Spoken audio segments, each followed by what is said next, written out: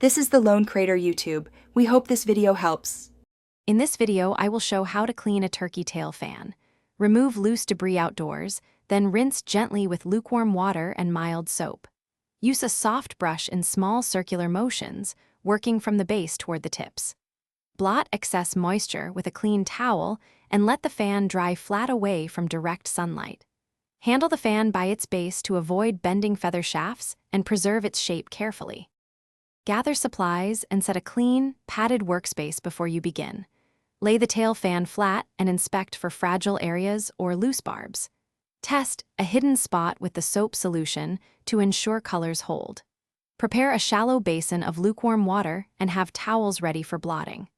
Work methodically and slowly to protect feather integrity and keep your workspace organized for easy drying and storage. Start by shaking or brushing out loose dust outdoors to avoid making a mess inside.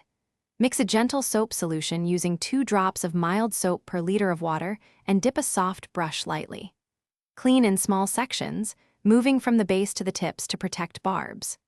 Rinse with a steady gentle pour or spray, then blot excess moisture, and let the fan dry flat away from direct heat or sunlight. Thanks for watching. Consider subscribing if we helped you.